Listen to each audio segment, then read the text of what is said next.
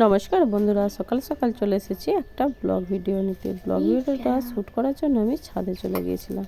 দেখুন, ছাদে কয়েকদিন আগে আমি গোলাপ চারাগুলো কিনে নিয়ে এসে লাগিয়েছিলাম। এই গোলাপ চারাটা দেখুন কত বড় হয়ে গেছে, এতে কুঁড়িও এসেছে দুটো।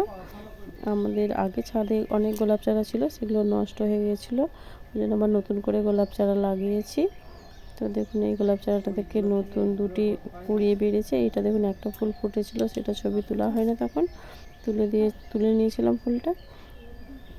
এটি বড় হয়েছে। এই গাছটা একটু ছোট, কিন্তু ফুল হয়েছে একটা সুন্দর। বাকি এখানে অনেক মাটি রাখা হয়েছে, পরে লাগাবো আরও অনেক চারা, সেরকমই প্ল্যান আছে। তো ফুলটা দেখুন কত সুন্দর, একদম অপূর্ব সুন্দর ফুলটি ফুটেছে। এরপর আমি চলে এসেছি নিচে। দেখুন নিচে কত সবজি নিয়ে এসেছে, সব একসাথে একটা ব্যাগের মধ্যেই নিয়ে এসেছে, এসে আর ঢেলে দিয়েছে।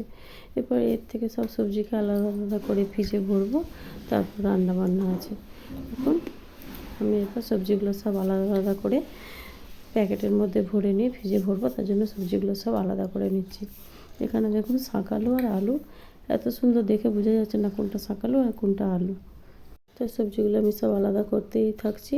দেখুন কত সবজি নিয়ে এসেছে, এমন কোনো সবজি নেই যে নিয়ে আসেনি, সব আলাদা করা হয়ে গেছে। এরপর এখানে মটরশুঁটি আর বিনস একসাথে রয়ে গেছে, এগুলোকে আলাদা করে নিচ্ছি। মটরশুঁটি আর বিনসকে আলাদা করতে করতে আমি কতগুলো মটরশুঁটি খেয়েও নিয়েছি। দেখুন, মটরশুঁটি আমার ভীষণ ফেভারিট। এরপর এখানে সবজি কেটে নিয়েছি, দেখুন আলু আর শুক্তো বানাবো, তার জন্য। আর এদিকে পালং শাকটা দেখুন খুব সুন্দর, এটা আজকে কিছু রান্না করব না, এটা রেখে দিচ্ছি। আর এই শাঁখার দুটো মুড়ি দিয়ে খাওয়ার জন্য কেটে নিয়েছি। আর দেখুন ফুলকপিটা কত সুন্দর, একদম টাটকা। বাঁধাকপিগুলো খুব সুন্দর। এখানে দেখুন অনেকটা গাজর নিয়ে এসেছে, এই গাজরটা একদিন হালুয়া বানাবো। এবার সবজি টবজি কেটে নিয়ে আমি চলে এসেছি রান্নাঘরে। এবং পোস্ত আলুগুলো ভাজছি। এদিকে দেখুন টমেটো কেটে নিয়েছিলাম, খেজুরটা আছে কাটা হয়নি, এরপর কেটে নেবো এগুলো। এরপর খেজুরের মধ্যে থেকে বীজগুলো বের করে ফেলে দেবো। এদিকে দেখুন আমি এদিকে পোস্ত হচ্ছে, আর এদিকে শুক্তোর মশলাগুলো ভেজে নিয়ে, সবজি টবজি ভেজে নিয়ে মশলার সাথে কষিয়ে নিচ্ছি। তোমার কষানো প্রায় হয়ে গেছে। এরপর জল দিয়ে দেবো, জল দিয়ে এটা সেদ্ধ হতে দেবো। আজকে শুক্তো আর নতুন আলুর পোস্ত আর চাটনি বানাচ্ছি, আর কিছু বানাচ্ছি না বন্ধুরা। আজকে বৃহস্পতিবার, তো রান্না করতে করতে একটু ভিডিওটা তুলে নিলাম। আজকে তো একটা ভিডিও দিতে হবে, তাই কী দেবো, তাই এইভাবে আজকে একটা ভিডিও দিয়ে দিলাম। দেখুন শুক্তো সবজিগুলো সব সুন্দর করে ভেজে নিয়ে মশলার সাথে কষিয়ে নিয়েছি। এরপর আমি জল দেবো। এদিকে আলু আমার সেদ্ধ প্রায় হয়ে এসেছে। দেখুন পোস্তটাও করে নিয়েছি।